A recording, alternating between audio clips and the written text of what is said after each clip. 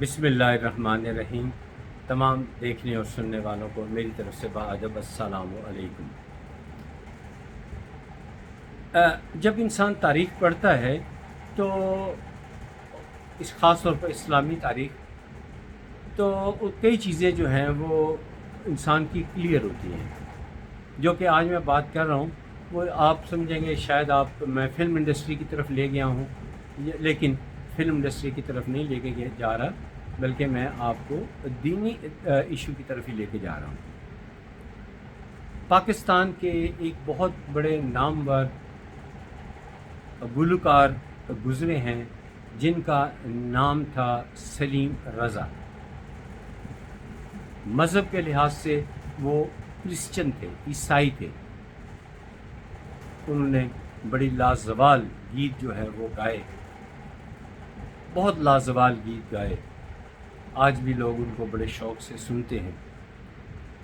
ایک دفعہ P T V پہ وہ کسی کام کے سلسلے میں مصروف تھے، تو ساتھ ایک اور شخصیت کا بھی میں ذکر کر دوں، وہ تھے نعیم ہاشمی، جو پی ٹی وی میں آرٹسٹ تھے۔ موجودہ سینئر ترین جرنلسٹ خاور نعیم ہاشمی، ان کے والد محترم سید نعیم ہاشمی صاحب، وہ پی ٹی وی سے انہوں نے جلدی چھٹی کی اور وہ گھر کی طرف روانہ ہو گئے۔ اس زمانے میں ریکارڈنگ کا شاید رواج نہیں ہوتا تھا، تو گھر پہ آ کر وہ تختہ سیاہ پر ڈائلاگ لکھ کر یاد کرتے اور اگلے دن لائیو ڈرامے جو ہے وہ پیش کیے جاتے تھے۔ جب سید نعیم ہاشمی صاحب اپنے گھر تشریف لائے تو نہ جانے کیا سوجی سلیم رضا صاحب کو بھی کہ وہ ان کے پیچھے پیچھے ٹانگے پہ چل پڑے۔ اس وقت سید نعیم ہاشمی صاحب کی رہائش ماڈل ٹاؤن میں تھی، اور مجھے بڑا وہ جب گھر پہنچے تو انہوں نے وہ تختہ سیاہ پہ کچھ لکھ رہے تھے، تو سلیم رضا صاحب نے یہی سمجھا شاید آپ ڈائلاگ لکھ رہے ہیں۔ انہوں نے پوچھا شاہ صاحب ڈائلاگ لکھ رہے ہیں، خیریت ہے، آج آپ جلدی آ گئے، اس طرح کے سوالات کیے۔ تو شاہ صاحب یعنی سید نعیم ہاشمی صاحب نے جواب دیا، نہیں، میں ایک نعت مبارک لکھ رہا ہوں، پہلا مصرع تو مجھ سے لکھا جا چکا ہے، اگلے مصرے مجھ سے مکمل نہیں ہوا ہے۔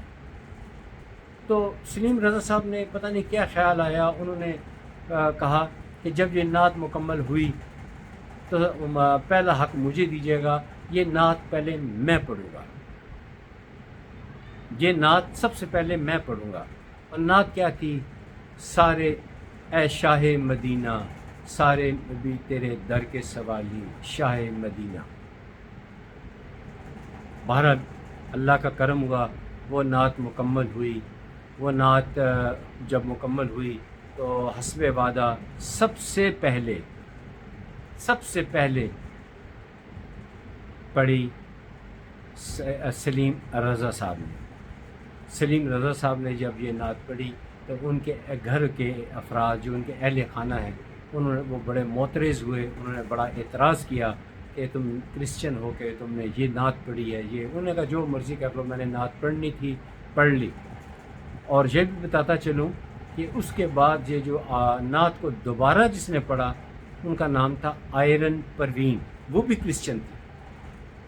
اور یہ نعت اتنی پاپولر ہوئی کہ اس زمانے میں ریڈیو پہ چلتی، اسکولوں میں بچے پڑھتے، نوجوان پڑھتے، جوان پڑھتے، اساتذہ ان کی آنکھوں میں آنسو آتے، وہ پڑھتے۔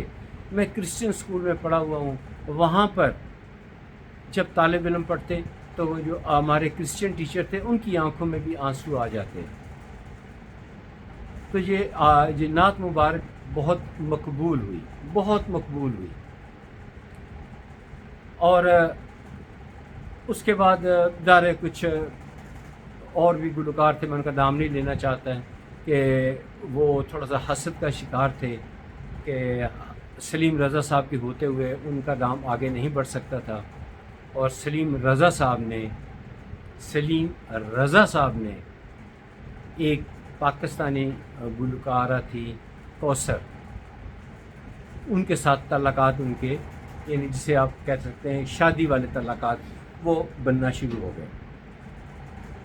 تو اس وقت جو پاکستان کی فلم انڈسٹری، ریڈیو انڈسٹری، اس میں کوحرام برپا ہو گیا۔ تو پھر اس کے بعد سلیم رضا صاحب اور کوثر وہ اتنی پاپولر نہ ہو سکیں، وہ کینیڈا شفٹ ہو گئے، اور نعت آج بھی اسکولوں میں، کالجز میں جہاں محفل نعت ہوتی ہے وہاں پر یہ نعت پڑھی جاتی ہے۔ مجھے شک تھا، کیونکہ ایک صحافی ہے، میں ان کا نام نہیں لینا چاہتا کیونکہ وہ اب اس دنیا میں نہیں ہیں، انہوں نے پورا آرٹیکل لکھ دیا کہ یہ نعت تو فلاں شخص نے لکھی تھی، سید نعیم ہاشمی صاحب نے نہیں لکھی تھی۔ تو غلط فہمی تھی۔ تو میں اپنے ایک بہت پیارے دوست انیک ناجی، ان کے ساتھ یہ معاملہ ڈسکس کیا۔ انہوں نے کہا کہ جنہوں نے یہ نعت لکھی تھی ان کے بیٹے کے ہاں نواسہ پیدا ہوا ہے، آئیے ان کے ہاں مٹھائی بھی دے آتے ہیں اور یہ کانسیپٹ بھی کلیئر کر لیتے ہیں۔ سو ہم دونوں خاور نعیم ہاشمی صاحب کے ہاں پہنچے، ان کو ان کے نواسے کی مبارکباد پیش کی، اور پھر جس مقصد کے لیے گئے تھے وہ سوال پیش کیا۔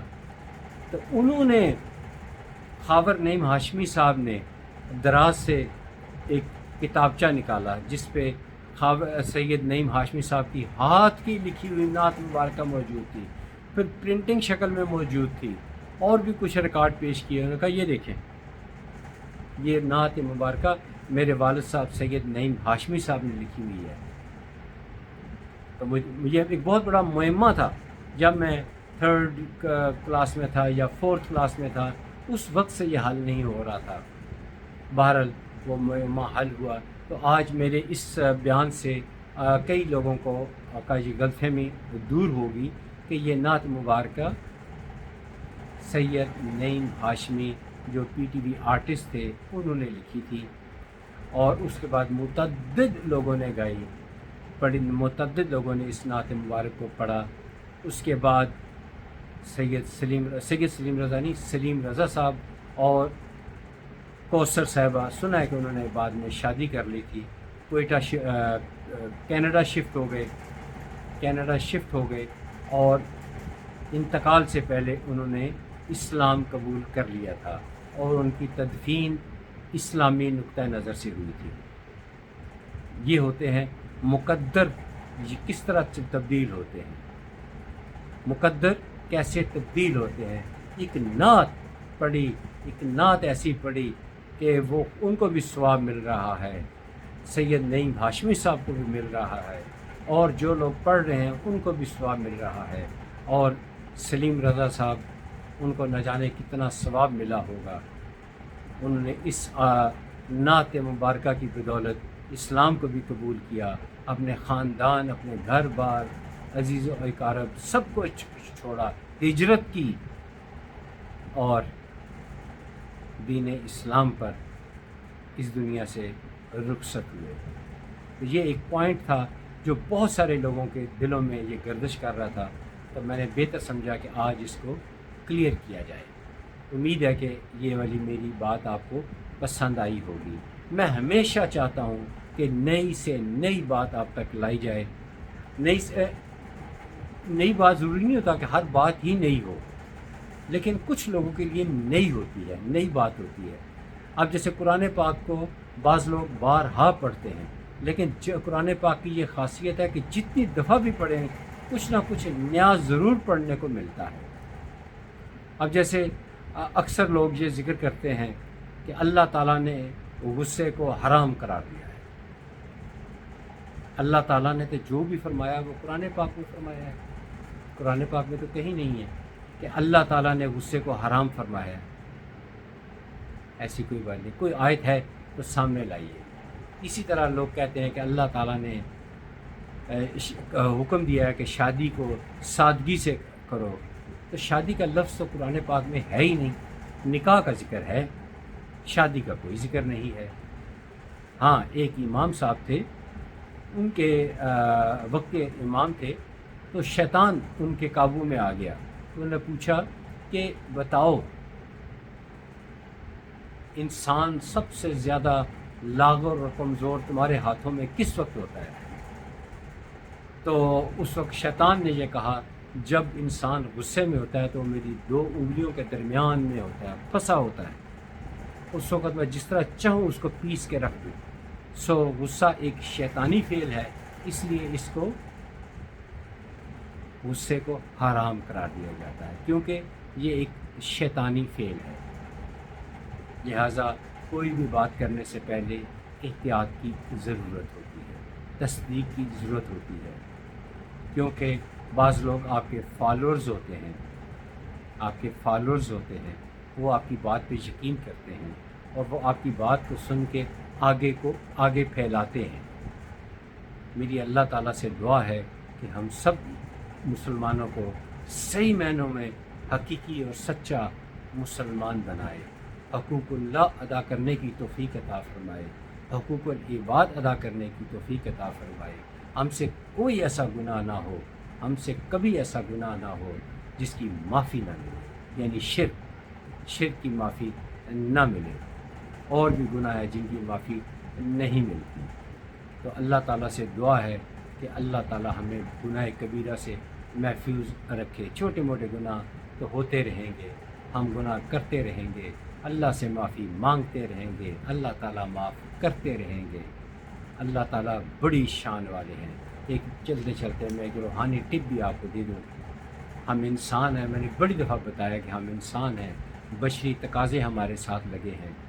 ہم جب بھی غلطی کریں تو ایک ہماری خواہش ہوتی ہے کہ اے اللہ ہمارا گناہ معاف کر دے، ہمارے گناہ معاف کر دے، اور ہمارے گناہوں پہ پردہ بھی رکھ لے۔ اس کی سہولت موجود ہے، وہ یہ ہے اگر کوئی ایسی غلطی ہو جائے تو فوری طور پر ایک تسبیح کریں۔ وہ تسبیح جو ہے آپ کو گناہوں سے بچا لے گی، وہ ہے یا ستارو یا غفار، یا ستارو یا غفار، یا ستارو یا غفار، یا ستارو یا غفار۔ ستار کا مطلب پردہ رکھنا، یا اللہ میرے گناہ پہ پردہ رکھنا۔ غفار کا مطلب معاف کر دینا۔ تو یا ستارو یا غفار، اس کی تسبیح ضرور کیا کریں۔ اور میں آپ لوگوں سے گزارش کروں گا کہ میرے اس پروگرام کو ضرور دیکھا کریں۔